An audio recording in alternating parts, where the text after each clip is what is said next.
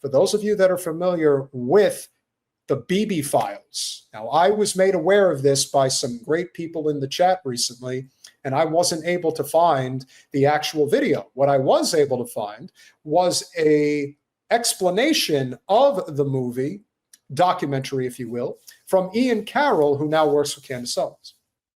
And so I'm going to play you guys bits of these clips of what is a coverage of the actual story behind the Bibi Files and why it's so significant, especially to what we're dealing with right now.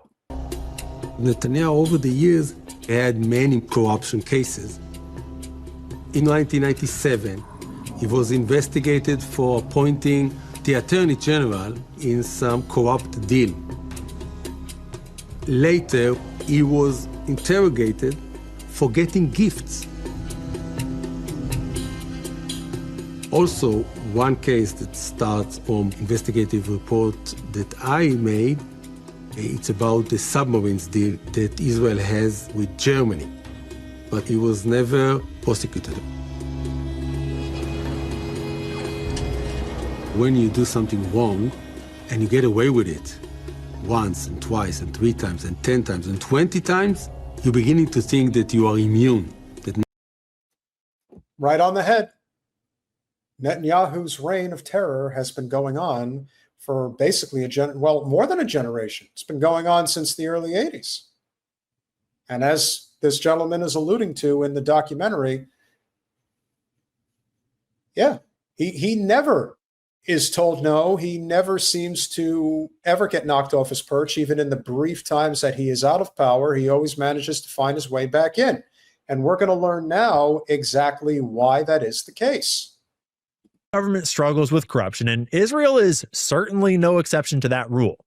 Avraham Yorshin, the Minister of Finance from 2006 to 2007, was convicted in 2009 of embezzling millions of shekels and other financial corruption. He was sentenced to 5 years and 5 months, plus a small fine. In 2010, Moshe Katsav, the 8th president of Israel, was convicted of rape, sexual harassment, committing an indecent act while using force, harassing a witness, and obstruction of justice. He was sentenced to 7 years and wound up serving about 5. In 2014, former Prime Minister Ehud Olmert was sentenced to 6 years in prison. After appeals and continued trials, he wound up with a sentence for 27 months in prison, of which he wound up serving about 16, plus paying a small fine for corruption, much like what Netanyahu is accused of. But of course, he's not being prosecuted for crimes that are substantially worse than the ones that even these guys were convicted of. So when you have a government that is solely corrupt and that doesn't prosecute actual crimes, you get to this point, but it gets even worse. Netanyahu stands accused of 3 separate but related offenses, titled Case 1000, 2000, and 4000. And I don't know who the hell comes up with these names. I don't write the rules. I just work here. They have dumb names. But Case 1000 revolves around Benjamin Netanyahu receiving a 20-year supply of gifts from ex-Israeli spy turned Hollywood tycoon Arnon Milchan. So therein lies this big issue that exists, as people have always said about Hollywood, and that is, remember, there is a substantial amount of propaganda that goes into a lot of the films that are made. And so this should come as no surprise when somebody like this guy, Milchan, evidently is one of the proxies for Netanyahu and the whole merging of the U.S.-Israeli relationship, which is as unholy as any as we've ever had. And we must dissolve it as soon as possible. In exchange for illicit government favors like extending a tax loophole that would have saved him millions of dollars, pressuring John Kerry for help with Milchan's visas, and interceding on behalf of Milchan's investments using Netanyahu's government authority. All the types of things that Israel has jailed officials for in the past. And by the way, Arnon Milchan openly bragged about his time as an Israeli spy when he helped Israel steal nuclear technology from the U.S. for their secret nuclear program. So imagine that. Imagine that Israel stole nuclear secrets from the United States. It's not enough to bomb the USS Liberty. It's not enough that they have dragged us into every war over the past 40 plus years. Frankly, you probably would have to go back even longer than that, but at least 40 years. And it's not enough that this country probably had a direct hand in not only 9/11, as well as the assassination of JFK. My God, it's like there's nothing redeemable about Israel. Aren't supposed to have, and still officially do not. That's actually tied into why Bibi had to help him deal with the visa issues, but that's a different rabbit hole. Case 2000 involves Netanyahu's relationship with the publisher and controlling owner of one of the most popular Israeli newspaper publications, Yedioth Aharonoth. His name is Arnon Moses. The allegation is that Netanyahu was trading political favors for positive media coverage of him and his wife. We're seeing that circumstance happen right now with the New York Times putting out a front page and a full article to go after Zoran Mamdani and give very favorable coverage to Andrew Cuomo. Now, obviously, it's at nowhere near the size and scope as it would be with somebody like Netanyahu, but you get the idea of exactly the type of media manipulation that goes on. We saw this during the course of Bernie's presidential runs, especially in 2016, where the corporate media did everything in their power to discredit Bernie, prop up Trump, because that's what Hillary Clinton and her people wanted to see happen. Hence why we're here. This is especially concerning because the relationship came into focus surrounding the 2016 election, where the two allegedly collaborated to weaken Netanyahu's opponent and presumably win him the election. Who knows if he would have won without this corrupted media slant in his direction, but that's concerning. Case 4000 is pretty similar to Case 2000. It involves Netanyahu forming a similar relationship with the owner of one of Israel's top online news platforms named Walla. He used it to run positive coverage of him and his wife, as well as negative coverage of his opponents. Basically, Netanyahu has allegedly fashioned himself more and more over the years as the supreme ruler of Israel, and he has wielded his power to corrupt the media, exchange favors, and enrich his family through his position of power. And just remember, the person that he was running that smear campaign against was Naftali Bennett. So it's not like he was doing it against anybody better than him. In fact, he was probably just as bad. The entire state of Israel is an absolute nightmare. And it would be one thing if it was on its own, but it's not. We're attached to them in more ways than one. So that is, to me, the issue of our time, is disintegrating that relationship before it's too late.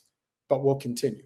One, he was out with mainstream Israeli politics. He had become a pariah and lost his support as a central figure in Israeli politics. And so he looked around for allies, and he found them in the furthest extreme Israeli right wing, where Jewish supremacists, settler colonialists, genocidal terrorists had all been waiting for their day in power. And Bibi decided that given the choice between facing his charges and probably going to prison, or taking Israel down a genocidal, racist, and supremacist path, he chose the latter. And boy, did he ever. But who's to say that this wasn't always his intention? Remember, we have footage of him that we played on Saturday that shows he has been at the forefront of advocating for every single war that the United States has been involved in for over a generation, and especially since 9/11, and especially since he was kind of intimating that 9/11 was happening. I mean, he's a sinister motherfucker on his own, but there's no telling how many moving parts go along with him. But now you're going to learn more about Smirnosh and Gvir, people that, in my opinion, are just as bad, if not even worse, than Netanyahu. He chose to go to any length to retake power and escape prison. Now meet Itamar Ben-Gvir and Bezalel Smotrich, two of the most prominent and clear examples of the path that Netanyahu has taken his country down. Both live in illegal Israeli settlements on stolen land in the West Bank. Both have participated in and support Jewish terrorism in the past. They represent the most fervent, fascist, religious extremism of the Israeli right wing. They represent the beliefs of many Jewish supremacists in Israel that the Palestinian people should be eliminated and ethnically cleansed at any cost, that they are goyim and not deserving of the same rights as Jews. And now they have a stranglehold over Benjamin Netanyahu, even if he wanted out of the toxic relationship, which there's not necessarily indication that he does. But because they represent the right-wing coalition that elected him, if Netanyahu doesn't appease them, he will almost surely lose his position and maybe be locked up. And that is the crux of it all. This is why when it comes to somebody like Trump, and we're seeing how are we ending up in this situation, this is where I continue to revert back to what Whitney Webb talks about, which is it is one nation under blackmail, but it is a network that spans the entire world, and a lot of it is related to Israel. This is what people do in terms of maintaining the power structure, which is why it's very rare that anyone ever ascertains any level of power that could actually affect the system that isn't bought by it in the first place. And that's why when you get desperate enough, that's why I am really pulling for Mamdani to beat Cuomo in New York. I cannot emphasize enough the type of backroom deals, the type of in-bed relationships, politically speaking, that Cuomo is involved in right now that he will answer to should he get back into power. It is imperative that he loses, and it is imperative that we sever our relationship with Israel before they drag us straight to hell. And it looks like right now we're along for the ride. I hope it's not the case, but we collectively as the United States of America have to step up and put an end to this before it is too late. Smotrich not only lives in an illegal Israeli settlement in the West Bank, but he actually lives outside of its borders as an active expansion of that settlement, which is a great metaphor for his political and religious perspective. He was literally arrested in 2005 for being a Jewish terrorist, though the investigation never pursued charges. The Jerusalem Post reports that as finance minister, he is working to cut off the Palestinian Authority from Israel's financial system. He is using his authority to stop transferring tax payments that belong to the Palestinian Authority and continues to prevent the return of Palestinian workers to Israel, together with his partners in the government and against recommendations of all security officials. As a result of these actions, the security forces are now alerting about the collapse of the Palestinian Authority and the dire consequences for Israel's security if such a scenario takes place. The economic strangulation of the Palestinian Authority carried out by the Israeli government occurs while money from Iran continues to flow to the West Bank with the aim of promoting terrorist attacks. Smotrich is not stupid, the Jerusalem Post reports. He understands the security dangers in the collapse of the Palestinian Authority's economy, but this is exactly his goal. His ideological partner, National Security Minister Itamar Ben-Gvir, also supports the vision of chaos driven by Iran and the efforts to weaken the Palestinian Authority. During Jerusalem Day celebrations, Ben-Gvir stated that his policy is that Jews would be allowed to carry out religious rituals on the Holy Temple Mount. This is the faction that dreams of the day when they can destroy the Al-Aqsa Mosque and rebuild the Jewish temple on the Temple Mount. If that were to happen, that would probably spark the end of the world. That would be biblical-sized catastrophe if that were to happen. Keep that in mind. Which is the symbolic center of the global religious conflict between Judaism and Islam. That course of action would almost certainly spell global war, quite likely nuclear in nature. And both of these men are intentionally stoking dissent, stoking division, and stoking chaos in the West Bank because they know that more terrorism, more chaos, more destabilization, though it leads to more violence, it also leads to opportunity. Itamar Ben-Gvir spoke openly in support of the assassination of the Prime Minister of Israel, Yitzhak Rabin, who signed the Oslo Accord peace treaties with the Palestinians. I really hate this motherfucker. Like, I really do. I want to punch him in his triple chin as hard as I could possibly do it, if I could get within distance. Maybe one day I will. You never know. The idea that that bastard, along with Smotrich, shows their disgusting faces here in Washington. We don't have enough protesting in the nation's capital, I must say. Here's a clip from the documentary to fill it in. When it comes to Ben-Gvir, he supported the assassination of Prime Minister Rabin when he was a youngster. He was once filmed holding a hood emblem he claimed was from the car of former Israeli Prime Minister Yitzhak Rabin, an architect of the Israeli-Palestinian peace process. Saying you managed to snatch the emblem from Rabin's car? The emblem is a symbol, and it symbolizes that just like we got to the emblem, we can get to Rabin as well. I think one is justified in committing horrible acts against him. A Jewish extremist assassinated Rabin 3 weeks later. Ben Gvir, he was not recruited to military service because he was condemned in court as one who support Jewish terror. Isn't it always the guys that never serve in the military, much less never serve in combat, or should I say never serve in combat, much less never serve in the military, are always the ones that are the loudest and most provoking of endless war? It's always those guys. It's always the weakest that are the most dangerous when it comes to power.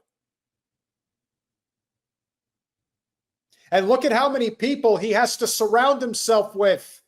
He needs a fucking entourage. Basically, what he has is he has a human shield surrounding him. He's got at least 4 or 5 men that have to stand by him at all times so that somebody can't take a clear shot at him. Talk about a person who's got a fucking death wish. He's the follower of a racist movement and wants to expel what he calls disloyal Arabs. I love Israel and I don't against all the Arabs. Just start the jihad. Why do you want to Just a minute. They won't kill me and kill you, the jihadists. In occupied East Jerusalem, he pulled out his gun, calling for Palestinians who throw stones to be shot. He sees violence as a legitimate action. These are people that Netanyahu would not agree to take picture with just 2-3 years ago. But now Smotrich is the Minister of Finance and Ben Gvir is the Minister of National Security. Incredible. We've got one more. One more. The focus is no longer on Netanyahu, no longer on his assault on Israeli democracy. Now the existential threat is Hamas, despite the fact that Netanyahu propped up and facilitated millions of dollars of funding for Hamas for years. And there it is. And this should never, ever be out of the conversation. Which is why I have been saying, as I believe a lot of other people have been saying, that October 7th was a setup. It was intended. No matter what anyone will say, no matter how hard and endless Zionists will cry, this was a politically motivated move to prop up Hamas and to ensure that the attack on October 7th did happen for political and economic purposes. Why else would Netanyahu be funding the very people that the Zionists claim are the reason why the Palestinian people are being genocided? It's all a ruse. All of it. It's as fake as the Zionist ideology. Period. Specifically to keep the Gaza Strip destabilized. His own IDF ordered their helicopters to fire indiscriminately on vehicles returning to the Gaza Strip, likely killing dozens or even hundreds of Israeli civilians and potential hostages that were in and around those cars. It came out later that Netanyahu's intelligence services had known of the attack in advance, too, and they had not acted on that intelligence. In fact, they had coincidentally moved 2 full companies of IDF commandos away from the Gaza border just 2 days before the attacks, which I'm sure was just a coincidence and had nothing to do with their extremely advanced intelligence services knowing about the attacks in advance. And then, when the investigation into what really happened on October 7th got too hot, the court that Bibi was in the process of strangling ordered a suspension of the investigation. Nothing to see here. Are you getting the picture yet? I hope we're getting the picture. And shout out to Ian Carroll for doing a fantastic job. And I have to say, credit where credit is due for doing an amazing job. Candace Owens' channel obviously has really zoned in on this particular issue. And look, for whatever the ideological reasons are that this is the case, what I can tell you is that people who are smart enough to see just how devastatingly dangerous the state of Israel is and our continued attachment to them, we must sever that relationship.